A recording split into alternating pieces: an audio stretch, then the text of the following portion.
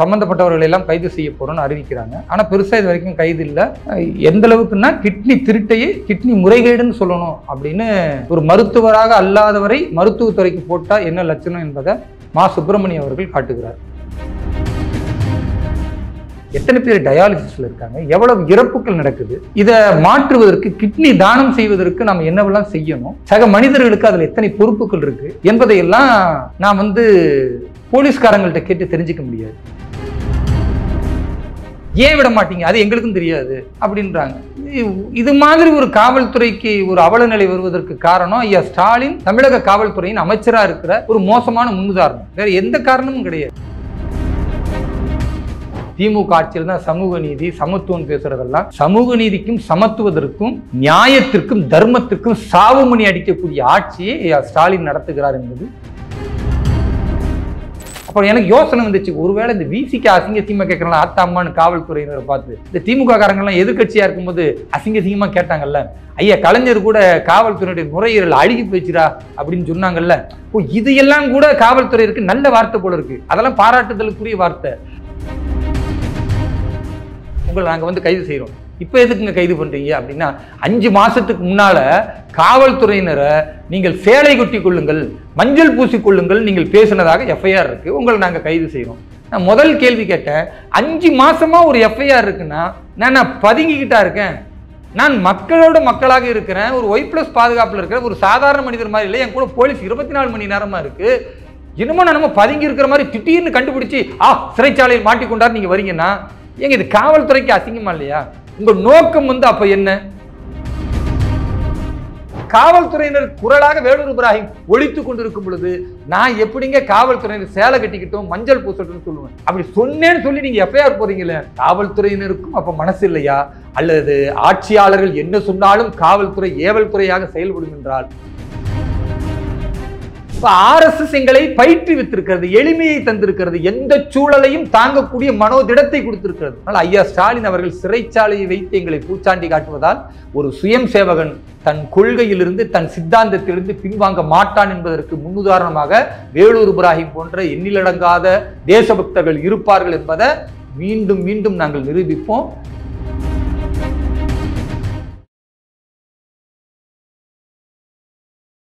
இளைய பாரத நேயர்களுக்கு வணக்கம். இன்னைக்கு நம்ம நேர்காணல நம்ம சிறப்பு விருந்தினர் பாஜகவின் தேசிய செயலாளர் சிறுபான்மையினர் அணி வேலூர் இப்ராஹிம் சார் அவர்கள் தான். சார் வணக்கம் சார். வாழ்க வளமுடன். சார், போலீஸ் நிம்மதியாவே இருக்க விட மாட்டீங்களா? எப்பவுமே எங்க போனாலுமே தகராறு பண்ற மாதிரியே சார் உங்களை போர்ட்ரே பண்றாங்க, எங்க போனாலும் போலீஸோட வம்பு வைக்கிறது. இப்ப ரீசெண்டா ராஜீவ்காந்தி ஹாஸ்பிட்டல் போயிட்டு இந்த மாதிரி கிட்னி பாதிப்பட்டவர்கள் நான் பார்த்தே ஆகும்னு அடம் பிடிச்சி அவங்க அரெஸ்ட் பண்ணிட்டு போற அளவுக்கு என்ன சிச்சுவேஷன்? அப்படி தமிழக காவல்துறை எதற்கு என்னை கைது செய்கிறார்கள்னு அவங்களுக்கும் தெரியல, ஏன் கைது செய்யப்படுகிறோம்னு எனக்கும் தெரியல. இதுதான் ஒரு அவலமான நிலை. ராஜீவ்காந்தி அரசு மருத்துவமனைக்கு நான் போறேன்றது திடீர்னுலாம் போகலை. 24 மணி நேரத்துக்கு முன்னால நான் ஒரு Y+ பாதுகாப்பில் இருக்கிறதுனால முறையா தெரிவித்து அந்த மருத்துவமனைக்கு எதுக்கு போறேன்றதையும் காரணத்தையும் நம்ம சொல்லியிருக்கோம்.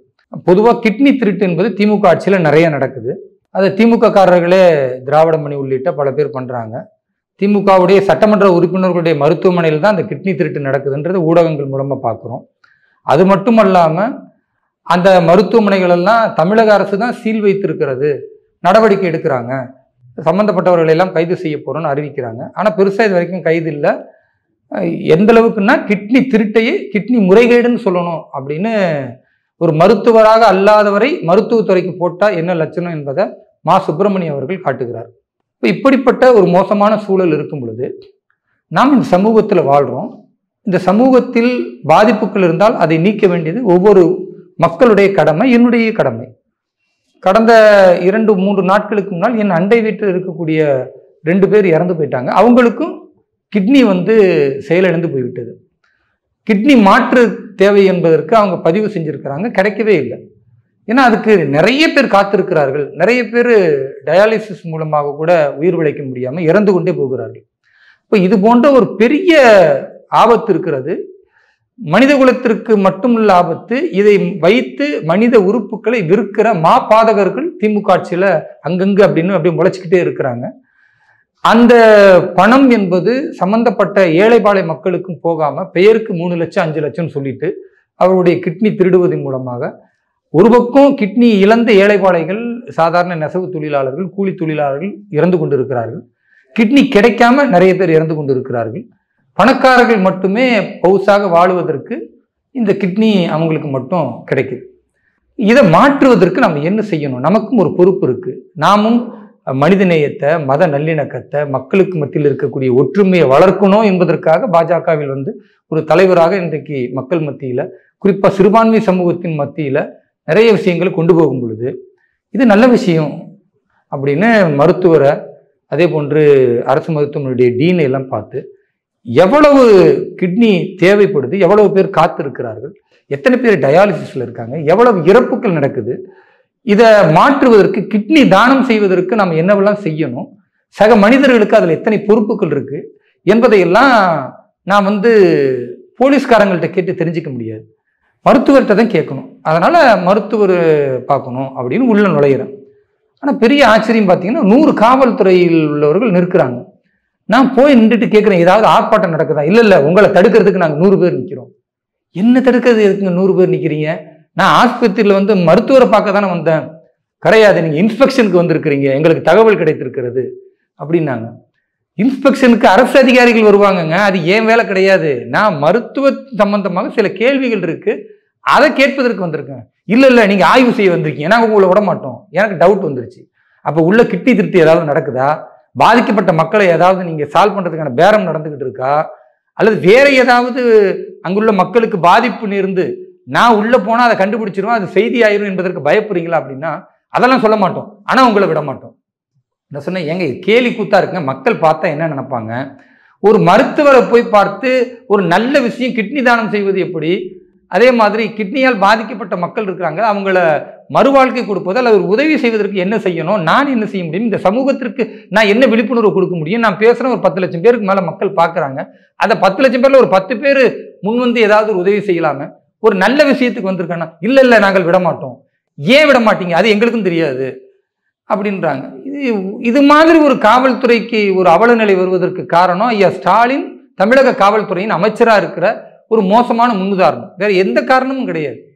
அதையெல்லாம் தாண்டி என்ன விடலை என்பதற்கு அவங்க சொல்றது, எங்களுக்கு தகவல் வந்திருக்குன்றாங்க. நான் சொன்னேன், உங்களுக்கு என்ன தகவல் வந்திருக்கு என்பது எனக்கு அவசியமற்றது. ஒரு நபரை கைது செய்வதா இருந்தால் நான் என்ன செயல்படுத்துறேன், இல்லை நான் என்ன பேசுறேன் என்பதை வைத்து தான் கைது செய்யணும் இல்லையா?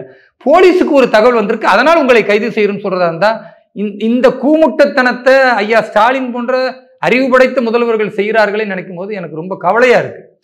ஏன்னா அவர் நிறைய அறிவாளி ஐயா ஸ்டாலின் அவர்கள். இப்படிப்பட்ட கேலி கூத்து விஷயங்களை செய்யும் போது அவர் மீது இருக்கிற நன்மதிப்பே எனக்கு கெட்டு போயிருச்சு. இன்னும் ஒரு அடிப்படை என்ன சொல்றாங்கன்னா, நீங்க உள்ளே நுழையக்கூடாது, டீன் கிட்ட பர்மிஷன் வாங்கணும். நான் சொன்ன, சக மனிதனாக நான் போய் ஒரு மருத்துவ இடத்துல ஒரு சந்தேகத்தை கேட்பதற்கோ, டீன் கிட்ட போய் தானம் செய்வதற்கான வழிமுறை என்ன கேட்பதற்கு இதுக்கு எதுக்குங்க டீன்கிட்ட பர்மிஷன் வாங்கணும்? சரி, அப்படியே டீன் கிட்ட பர்மிஷன் வாங்கினா நான் போய் டீன் கிட்ட தானே கேட்க முடியும், அதுக்கு உள்ள விட்ட தானே கேட்க முடியும்னா. அவர் விளக்கம் சொல்றாங்க, காவல்துறையினுடைய ஏசி இன்ஸ்பெக்டர்லாம் அது என்ன பண்ணணுங்க, நீங்க இந்த மருத்துவத்திற்கு கிட்னி தானம் என்ன செய்யணும்னா. நான் சொன்னேன், ஐயா தயவு செய்து போலீஸ் வேலையை பாருங்க. மா சுப்பிரமணியம் ஓட்டப்பந்தய வீரர், அவர் ஓட்டப்பந்தய வீரரை பார்க்கணும். அவர் மருத்துவத்துறைக்கு அமைச்சராக போட்டதுனால தான் அதை கிட்னி திருட்டு என்று சொல்லாதீர்கள், கிட்னி முறைகேடு என்று சொல்லுங்கன்னு திமுக பாதுகாக்கிற மாதிரி பேசுறாரு. அதனால அவரவர் அந்தந்த வேலையை பாருங்க. டீனுக்குள்ள வேலை என்னன்றது நான் போய் பார்க்கணும்னா இவ்வளவு விளக்கமா சொன்ன பிறகும் உங்களை நாங்கள் அரெஸ்ட் பண்றோன்றாங்க. இப்போ அப்பதான் கேட்டேன், எதுக்கு அரெஸ்ட் பண்றீங்க அப்படின்னா, அது நீங்க அரெஸ்ட் பண்ணிட்டு அங்க போன பிறகு சொல்லுவோம். எங்க போன பிறகு? போலீஸ் ஸ்டேஷன் உங்களை கூட்டிட்டு போயிருவோம்ல, அப்போ சொல்லுவோம். எங்க எதுக்கு அரெஸ்ட் பண்றேன்னு உங்களுக்கு தெரியலையான்னு கேட்கிற மறுபடியும் நான் இல்ல இப்ப சொல்ல மாட்டோம். இது அடிப்படையான கொஸ்டின்ஸ் தெரிவிக்கணும்ல அவங்க. இதை விட ஒரு நகைச்சுவை அல்லது இதை விட ஒரு மனவேதனை காவல்துறை என்று பார்க்கும்போது வேற யாருக்குமே வராது. இவ்வளவு தரம் தாழ்ந்து காவல்துறையை வெறும் வெறுப்புக்காக என்னை கைது செய்ய வேண்டும் என்று ஐயா ஸ்டாலின் நினைக்கிறார் என்றால், இது மாதிரி ஒரு மோசமான முன்னுதாரணம் ஆட்சி இருக்காரு. இவர்களெல்லாம் ஜனநாயகத்தை வாய்களியே பேசுவதும், திமுக ஆட்சியில் தான் சமூக நீதி சமத்துவம் பேசுறதெல்லாம், சமூக நீதிக்கும் சமத்துவத்திற்கும் நியாயத்திற்கும் தர்மத்திற்கும் சாவுமணி அடிக்கக்கூடிய ஆட்சியை ஸ்டாலின் நடத்துகிறார் என்பது இந்த மாதிரியான செயல்பாடு, முறையற்ற கைது இது வெளிப்படுத்துகிறது. இது ஒரு பக்கம். இரண்டாவது, என்ன கைது செய்யறாங்க. கைது செய்யணும்னா நாங்கள் என்ன நினைப்போம், கைது செய்யறாங்கன்னா வழக்கம் போல ஒரு போலீஸ் ஸ்டேஷன்லையோ அல்லது ஒரு மண்டபத்திலேயோ வைப்பாங்க. பிறகு ஒரு 7-8 மணிக்கு அவர்கள் வழக்கம் போல விடுவாங்க. இது இயல்பாக நடக்கிற கைது. சரி, இந்த சின்ன விஷயத்துக்கு ஏதோ அவங்க நெருக்கடி, உள்ள ஏதோ கோல்மால் நடக்குது போல இருக்கு அரசு மருத்துவமனையில, அதை நம்ம போனா கண்டுபிடிச்சிரும், அது வீடியோ ஆக்கிரும் பயப்படுறாங்க, காவல்துறையை வச்சு தடுக்கிறாங்க. சரி, இன்னைக்கு இல்லை நாளைக்கு போய்க்கலாமே அப்படின்ட்டு நல்ல நேரத்துல காவல்துறைக்கு ஒத்துழைப்போடு இருக்கும் பொழுது சரி வாங்கன்னு கூட்டிட்டு போறாங்க. நம்ம கைது செய்யப்பட்டு போறோம். பிறகு சென்னையில ஒரு பகுதியில் மூலக்கொத்தளம்னு இருக்கு, அந்த காவல் நிலையத்துல கைது செய்து வைக்கிறாங்க. அங்க வைத்த பிறகு என்ன சொல்றாங்கன்னா 1 மணி நேரம் 1.5 மணி நேரம் எனக்கு மன உளைச்சல் கொடுக்க ஆரம்பிக்கிறாங்களாம். இல்லை இங்க வைக்கக்கூடாது, உங்களுக்கு அடுத்த ஆர்டர் வந்திருக்கு, வேறு ஒரு காவல் நிலையம் போகணும் அப்படின்னு மறுபடி பூக்கடை காவல் நிலையத்துக்கு வாங்க. அங்கே இருந்து பூக்கடை காவல் நிலையம் பாதி வழியில போய் கிட்ட காவல் நிலையம் கிட்ட போகும்போது இல்ல போலீஸ்க்கு அவர் காவல் ஆய்வாளருக்கு போன் வருது, நீங்க அங்கிருந்து நேரா ஜிஹெச் போலீஸ் ஸ்டேஷனுக்கு கூட்டிட்டு வாங்க. அப்புறம் இல்லை வாங்க இப்போ ஜிஹெச் போலீஸ் ஸ்டேஷன் போகணும். மறுபடி நல்ல மண்டை புழக்கிற வெயில் அடிக்குது, என்னை வந்து அலைகழிக்கிறாங்க. ஜிஹெச் கிட்ட போயாச்சு, போனது மறுபடியும் அவருக்கு ஃபோன் வருது, வேண்டாம் இப்போ மறுபடியும் வேற ஸ்டேஷன் கூட்டிட்டு போங்க, வேற ஸ்டேஷன். இப்படி என்ன வெயில்ல அலைய வைத்து ஒவ்வொரு ஸ்டேஷனுக்கும் 1 மணி நேரம் 2 மணி நேரம் அமர வைத்து இந்த மாதிரி ஒரு மன உளைச்சல் கொடுப்பதால் நான் வந்து பின்வாங்கிடுவேன் அப்படின்னு நினைக்கிறாங்கன்னா, எங்க உயிரை பற்றி கவலைப்படாம இந்த தேசத்தின் முன்னேற்றத்திற்காக, தேசத்தின் வளர்ச்சிக்காக, மக்களின் நலனுக்காக பாடுபடக்கூடிய என்னை நீங்க என்ன நினைச்சுக்கிட்டு இருக்கிறீங்க? மன உளைச்சல் கொடுத்தா நான் மாண்டு விடுவேனா? மன உளைச்சல் கொடுத்தால் மகத்துவமான இந்த நல்ல பணிகளை செய்யாம நான் பின்தங்கி போய் விடுவேனா? என்ன நோக்கம் ஐயா ஸ்டாலினுக்கும் அவர் ஏவல் துறையாக வைத்திருக்கிற காவல்துறைக்கும்னே தெரியல. பிறகு அதெல்லாம் முடிஞ்ச பிறகு திரும்பவும் ஒரு 4-5 மணிக்கு மாலை வரைக்கும் என்னை அலைகழித்து விட்டு மருத்துவமனைக்கு கூட்டிட்டு போறாங்க. மருத்துவ பரிசோதனைக்கு பிறகு நீதிமன்றத்துக்கு கூட்டிட்டு போறாங்க. நீதிமன்றத்துக்கு கூட்டு போகும்போது தான் நான் கேட்குறேன், கைது செய்ய போறீங்களா அப்படின்னா, ஆமாங்க வேற வழி இல்லை எங்களுக்குன்னு. இப்பயாவது சொல்லுங்க எதுக்குங்க கைது செய்றீங்க? அது நீதிமன்றத்தில் வந்த பிறகு சொல்லுவோம். அதை விட கொடுமை என்னன்னா, அடிப்படை ஒரு விஷயம் இருக்கு, என்னை கைது செய்வதா இருந்தால் என் குடும்பத்தார்கிட்ட தெரியப்படுத்தணும், அதை கூட செய்யல. நீதிபதி அவர்கள் கேட்கிறாங்க, இந்த மாதிரி கொடுத்துருக்குறீங்களா, அவர் குடும்பத்தாருக்கு சொன்னீங்களா அப்படின்னா, இல்லை ஒரு அட்வொகேட்டுக்கு சொல்லிட்டோம். எப்ப குடும்பத்தாருக்கு கூட சொல்ல மாட்டீங்களா அப்படின்னு. அடிப்படை உரிமை மீறுதல் இருக்கிறது என்னுடைய கைதுல. அப்பயே வந்து நீதியரசர் வந்து சொல்லியிருக்கலாம், ஓன் பெயில கொடுங்க அப்படின்னு எதையாவது சொல்லியிருக்கலாம். அவருக்கு அன்றைய தினம் என்ன நிலைன்னு எனக்கு தெரியல, இவரை வந்து 15 நாள் ரிமாண்ட் பண்ணுங்க அப்படின்னு சொல்றாங்க. நாம கைது என்பது எனக்கு புதிதானது அல்ல. அவர் கேட்டிருப்பார்ல சார், எதுக்காக கைது பண்ணீங்க அப்படின்ட்டு. ஆமா, அதுக்கு தான் என்ன சொல்லியிருக்காங்கன்னா, அரசு அதிகாரிகளை பணி செய்ய விடாமல் தடுத்தது அப்படின்னு முதல்ல கண்டுபிடிச்சிருக்காங்க. எனக்கு பெரிய சந்தேகம் என்னன்னா, நான் காரை விட்டே இறங்கலையா, நீங்க தான் என்ன தடுத்தீங்க? அரசு அதிகாரிகள் என்னுடைய உரிமையை தடுத்து மருத்துவரை சந்திக்க விடாமல் இவர்கள் செய்திருக்கிறார்கள், நான் தான் வழக்கு போடணும் நியாயமா பார்த்தா. ஆனா இவர்கள் என்னை தடுத்துட்டு நான் அவங்கள தடுத்தேன் அப்படின்னு. ரெண்டாவது கிரிமினல் இன்டிமிடேஷன் சொல்றாங்க, அதாவது அச்சுறுத்தும் வகையில் நான் வந்து காவல்துறையை மிரட்டிட்டேன் அப்படின்ட்டு. அந்த வீடியோ பார்த்து எல்லாருக்கும் தெரியும். நான் கேட்கிறேன், ஏங்க எனக்கு விடுங்கங்க, பேச விடுங்கங்க, நான் காவல்துறைக்கு கெஞ்சி கேட்கறேங்கன்னு இவ்வளெல்லாம் பேசியிருக்கேன். இது வந்து கிரிமினல் மிரட்டுதல் அப்படின்னு காவல்துறை கம்ப்ளைண்ட் கொடுக்குறாங்க.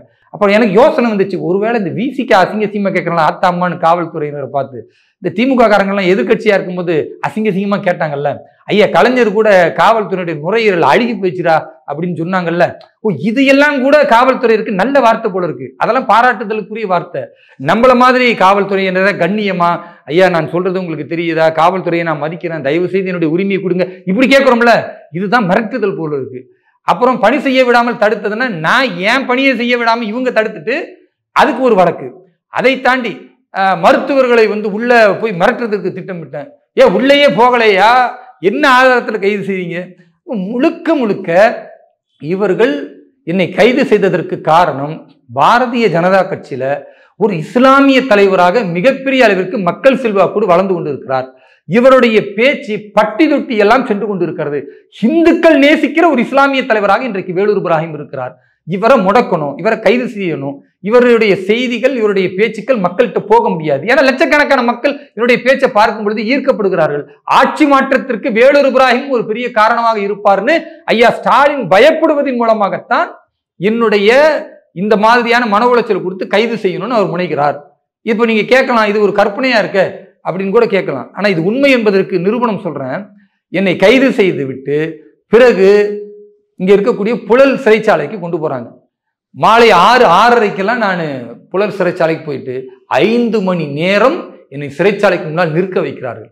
உட்கார கூட முடியல, எனக்கு முதுகெல்லாம் வலிக்குது, தொடர்ந்து பயணம் பண்ணி என்னால் முடியலன்னா தரையில உட்காருங்கன்ற. கொஞ்ச நேரம் உட்காந்து, இல்ல சார் வந்துறாரு எந்திரிங்கன்றாங்க, மறுபடியும் உள்ள போகணும், சூப்பரண்ட் வர போறாரு, கதவை திறக்க போகுது, இப்படி சொல்லி சொல்லி 5 மணி நேரம் என்னை மன உளைச்சலா நிற்க வைத்து என்னை எந்த அளவுக்கு கொடுமைப்படுத்த முடியுமோ வெளியேப்படுத்தி 11:30 மணி இரவு அந்த நேரத்துக்கு சொல்றாங்க, உங்களை நாங்கள் கடலூர் காவல் நிலைய இதுக்கு கூட்டு போறோம், கடலூர் சிறைச்சாலையில உங்களை அடைக்க சொல்லியிருக்காங்க. நான் சொன்னேன், என்னங்க இது கொடுமையா இருக்கு, 5 மணி நேரம் என்னை காத்திருக்க வச்சிங்களேன்னா இல்லைன்னு சொல்லி பிறகு இரவு நேரத்துல என்னை வண்டியில அமர வைத்து மறுபடியும் ஒரு 5 மணி நேரம் இரவு முழுக்க பயணப்பட வச்சு தூங்க விடாம லைட் எல்லாம் போட்டு அவர்கள் பெரிய சத்தங்களை போட்டு அப்படியே இரவு முழுக்க விடிய விடிய தூக்கம் இல்லாம பகல் முழுக்க என்னை அலைகழித்து அவ்வளோ பெரிய மன உளைச்சலோட போய் என்னை சிறைக்குள்ள தள்ளுறாங்க. மறுபடியும் நான் சிறைக்குள்ள போறேன். சிறைக்குள்ள போயிட்டு எங்களுடைய கட்சியின் சார்பாக முறையாக வழக்கறிஞர்கள் முறையிட்டு இந்த குற்றத்துக்கெல்லாம் வந்து சிறைக்கு அனுப்புகிறார்கள் கேட்டு உடனடியாக எனக்கு பிணை வழங்குது நீதிமன்றம். எனக்கு பிணை வழங்கப்படுகிறது என்று தெரிந்த உடனேயே இதுக்கு முன்னால் உள்ள வழக்குகளை எல்லாம் தூசி தட்டி தொடர் கைதி வரை செய்ய வேண்டும், வேலூர் இப்ராஹிமை வெளியே விடக்கூடாதுன்னு திமுக அரசு நினைக்கிறது. உடனடியாக முத்துப்பேட்டையில நான் வந்து வக்ஃபு திருத்த சட்டத்தை ஆதரித்து அது இஸ்லாமியர்களுக்கு நலன் பயக்கக்கூடிய சட்டம், பிரதமர் மோடி அவர்கள் கொண்டு வந்தது வந்து நியாயமான சட்டம்னு பேசினேன்.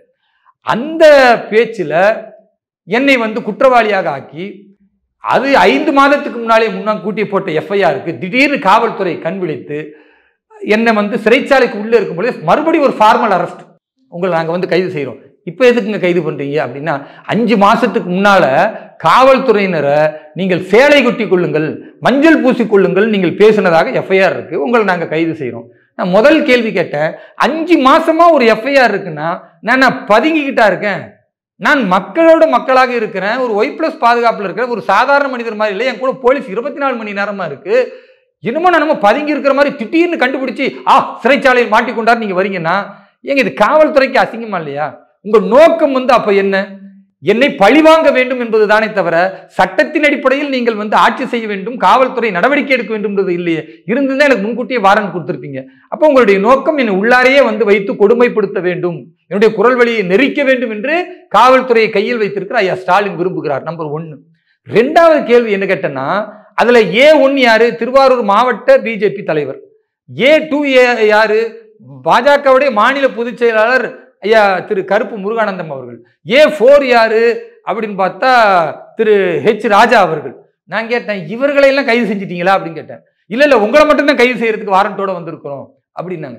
ஏன் அப்ப அவங்களை கைது செய்யல அப்படின்னு அவரால் பேச முடியல. அப்பதான் எனக்கு புரிந்தது, அப்ப இஸ்லாமியர் ஒருவர் பாரதிய ஜனதா கட்சியில் இருந்து கொண்டு இந்துக்களையும் நேசிக்க சொல்லி இஸ்லாமிய மக்களுக்கும் வளர்ச்சி பாதையில் கொண்டு செல்வதாக இருந்தால் இஸ்லாமியர்களை குறிவைத்து நசுக்க வேண்டும் என்கிற இந்த பாசிச திமுகவுடைய தலைவர் ஐயா ஸ்டாலினுடைய வெறிபிடித்த கோர தாண்டவம் தான் என் மீது குறிவைத்து இந்த வழக்குகளை தொடர்ந்து போட்டு கைது செய்ய வேண்டும் என்ற நடவடிக்கை. வேற எதுவுமே கிடையாது. அவர்கள் கைது செய்ய வேண்டும்னா அந்த மாவட்ட தலைவர்கள் முதல்ல கைது செஞ்சிருக்கணும். திருவாரூர்ல இருந்து கடலூருக்கு வரக்கூடிய ஒரு காவல் ஆய்வாளரோ துணை ஆய்வாளரோ அங்க இருக்கிறவர் கைது செஞ்சிருக்கலாம். திரு கருப்பு முருகானந்தம் அவர்களை கைது செஞ்சிருக்கலாம். திரு H ராஜா அவர்களை கைது செஞ்சிருக்கலாம். வேலூர் இப்ராஹிமை நீங்கள் குறிவைப்பது ஏன்? வேலூர் இப்ராஹிம் வந்து கிட்னி தானம் செய்ய வேண்டும் என்று பிரச்சாரம் செய்தால் கைது செய்கிறீர்கள். வேலூர் இப்ராஹிம் சாராயம் குடிப்பது கேடு, 50,000 கோடி ரூபாய்களை இந்த அரசு வந்து சாராயத்தின் மூலம் வருமானம் ஈட்டுகிறது, இஸ்லாமியர்களை தெரிந்து கொள்ளுங்கள், வாக்குகளை திமுகவிற்கு போட்டால் நாளைக்கு 1,00,000 கோடி என்று சொல்லி 1000 தமிழர்களை கருவறுக்கக்கூடிய வேலையை சாராயத்தின் மூலம் இந்த முதல்வர் பார்ப்பார் அப்படின்னு பிரச்சாரம் பண்ணா அதுக்கு கைது பண்ணுவீங்க. பாரத பிரதமர் அவர்கள் இஸ்லாமிய சமூகத்திற்கு ஒரு நல்ல சட்டத்தை கொண்டு வந்திருக்கிறார் நாம் பேசுனா நீங்க என்ன சொல்றீங்கன்னா காவல்துறை சேலை அணிவிக்க வேண்டும் நான் பேசுறேன். நான் சேலஞ்ச் பண்றேன். அப்படி நான் பேசியிருந்தேன் எனக்கு தூக்க தண்டனை எனக்கு பண்ணுங்க, என்ன தண்டனை வேணா கொடுங்க. அந்த மாதிரி நான் காவல்துறை கண்ணியமற்ற முறையில் நான் பேசியிருக்கத ஒரு ரெக்கார்டு நீங்க எடுத்து காட்டுங்க. என் பதவியை தூக்கி எறிஞ்சிட்டு நான் பொது வாழ்க்கையை வேண்டாம் தூக்கி எறிஞ்சிட்டு போறேன். இதுவரை காவல்துறையை என்னை விட கண்ணியமாக யாரும் பேசியிருக்க முடியாது. காவல்துறையினுடைய குறைகளை நான் திரு ஸ்டாலின் அவர்களுக்கு எடுத்து சொல்வதற்காக பல இடங்கள்ல பேசியிருக்கிறேன்.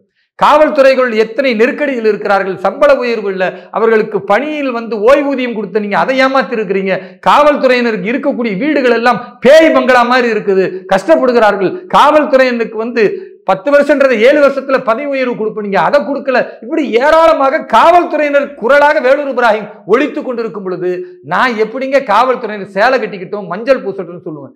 அப்படி சொன்னேன்னு சொல்லி நீங்க எஃப்ஐஆர் போறீங்களே, காவல்துறையினருக்கும் அப்ப மனசு இல்லையா?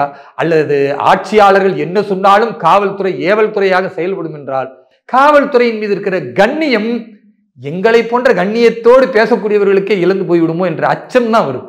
அப்ப நோக்கம் என்ன? வேலூர் இப்ராஹிம் செயல்பாடு மக்களை ஈர்க்கிறது. பாரதிய ஜனதா கட்சியின் மகத்தான தலைவர்களில் ஒருவராக வருகிறார். இஸ்லாமியர்களை தூக்கி கொண்டாடுகிறது பாரதிய ஜனதா கட்சி என்பதற்கு வேலூர் இப்ராஹிம் ஒரு முன்னுதாரணம் என்பதை இன்றைக்கு தமிழகத்தின் இந்துக்கள் உணர்ந்து கொண்டிருக்கிறார்கள். அதை பார்க்க பொறுக்காத இந்த தீய அரசாக இருக்கிற திமுக எப்படியாவது நெருக்கடி கொடுக்கணும்னு நான் சிறைக்குள் இருக்கும்போது மீண்டும் ஒரு வழக்கு, அது அடுத்த நாள் காலையில் என்னை கைது செய்ய போகிறார்கள் என்ற நிலை இருக்கும் பொழுது முதல் நாளே நீதி அரசு எனக்கு பிணை கொடுத்துட்றாங்க. வெயில்ல நான் நேற்றைய இரவு வெளியே வந்தது. இப்போ அந்த கைது இல்லாமல் இருக்கிறது. சொல்ல முடியாது இன்றைக்கு கைது செய்யலாம், இல்லை நாளைக்கு கைது செய்யலாம், இல்லை தமிழகத்தில் இதற்கு முன்னால் என் மீது என்னவெல்லாம் வழக்கு போட்டு இருக்கிறார்களோ அத்தனையும் தூசி தட்டி என்னை பல மாதங்கள் கைது செய்து உள்ளே வைக்கலாம்னு கூட ஐயா ஸ்டாலினுக்கு ஆசை இருக்கலாம். நான் சொல்லுவது சிறைச்சாலை என்பது எங்களை மன உளைச்சலுக்கு உள்ளாக்காது. ஏன்னா நாங்கள் சுயம் சேவகர்கள். நாங்கள் முதல் வருடம் சுயம் சேவகர்களாக RSSல் பயிற்சி பெற்ற மாணவர்கள். எங்களுக்கு தரையில படுக்கிறதுனா என்னன்னு தெரியும். 20 நாட்கள் நாங்கள் படுத்திருக்கிறோம். ஏசி இல்லாமல் சாதாரண ஃபேன்ல, அதுவும் 20 பேருக்கு ஒரு ஃபேனோட இருந்தெல்லாம் நாங்கள் வாழ்ந்திருக்கிறோம். நாங்கள் கைகளில் தட்டேந்தி உணவுக்காக வரிசையில் நின்று சாப்பாடு வாங்கி சாப்பிட்டு இருக்கிறோம். அதே போன்று கழிவறையை நாங்களே சுத்தம் செய்திருக்கிறோம். நாங்கள் இருக்கக்கூடிய அறைகளை நாங்களே சுத்தம் செய்திருக்கிறோம். இப்படியெல்லாம் இன்னும் சொல்ல போனா தொலைபேசி இல்லாமல் 20 நாட்கள் பயிற்சியில நாங்கள் இருந்திருக்கிறோம். RSS எங்களை பயிற்றுவித்திருக்கிறது, எளிமையை தந்திருக்கிறது, எந்த சூழலையும் தாங்கக்கூடிய மனோதிடத்தை கொடுத்திருக்கிறது. அதனால் ஐயா ஸ்டாலின் அவர்கள் சிறைச்சாலையை வைத்து எங்களை பூச்சாண்டி காட்டுவதால் ஒரு சுயம் சேவகன் தன் கொள்கையிலிருந்து தன் சித்தாந்தத்திலிருந்து பின்வாங்க மாட்டான் என்பதற்கு முன்னுதாரணமாக வேலூர் இப்ராஹிம் போன்ற எண்ணிலடங்காத தேசபக்தர்கள் இருப்பார்கள் என்பதை மீண்டும் மீண்டும் நாங்கள் நிரூபிப்போம். நீங்கள் சிறைக்கு தள்ளுவது என்பது உங்களுடைய ஆயுதமாக இருக்கலாம். கடந்த காலத்தில் ஐயா ஸ்டாலின் அவருடைய தந்தை சிறைக்கு இழுத்து செல்லப்படும் பொழுது ஐயோ கொல்றாங்களேன்னு கதறினாரு. ஐயா ஸ்டாலின் தன் தந்தைக்கு ஏற்பட்ட அந்த கொடூரத்தை எப்படியெல்லாம் குமுறினாரோ அதே கொடூரத்தை இன்றைக்கு எங்களை போன்ற தேசபக்தர்கள், எங்களை போன்ற இஸ்லாமிய மக்கள் தேசத்திற்காக பாடுபடக்கூடிய முன்வந்து மனிதநேயத்திற்காக, அதே போன்று உடல் உறுப்புகள் கொள்ளையடிக்கப்படுகிறது, அதை நிறுத்த வேண்டும் என்ற நல்ல விஷயத்திற்காக, மக்களின் ஒற்றுமைக்காக பேசக்கூடிய என்னை போன்றவர்களை கைது செய்கிறார்கள், கொடுமைப்படுத்துகிறார்கள், காவல்துறை மன உளைச்சல் தருகிறது என்றால் மக்கள் பார்த்து கொண்டிருக்கிறார்கள். 2026 உங்களுடைய அராஜக போக்கிற்கு, ஆணவ போக்கிற்கு அதிரடியாக முடிவெடுக்கப்படும், ஆட்சி மாற்றம் ஏற்படும். அன்றைக்கு நீங்கள் எதிர்க்கட்சியாக கூட இருக்க மாட்டீர்கள். கடந்த காலத்தில் திமுக எதிர்க்கட்சியாக இல்லாமல் 3ஆம் இடத்திற்கு எப்படி போனதோ ஐயா ஸ்டாலின் வரலாற்றில் 3வது இடத்திற்கு போய் முக்காடு போட்டுக்கொண்டு நீங்கள் திரிவீர்கள். அதுதான் உங்களுக்கான நிலையாக இருக்கும். தமிழக மக்கள் உண்மைக்கும் தர்மத்திற்கும் என்றைக்கும் வாக்களிப்பார்கள். எங்களை போன்ற நல்லவர்களை, எங்களை போன்ற மக்களுக்காக பாடுபடக்கூடியவர்களை அவர்கள் அரவணைப்பார்கள் என்ற நம்பிக்கையோடு இன்னும் உத்வேகத்தோடு நாங்கள் பயணிப்போம். சார், சூப்பரா விளக்கம் கொடுத்தீங்க சார். உங்க பொன்னான நேரத்தை இளைய பாரதம் ஒதுக்குனதுக்கு மிக்க நன்றி சார். நன்றி, வாழ்த்துக்கள்.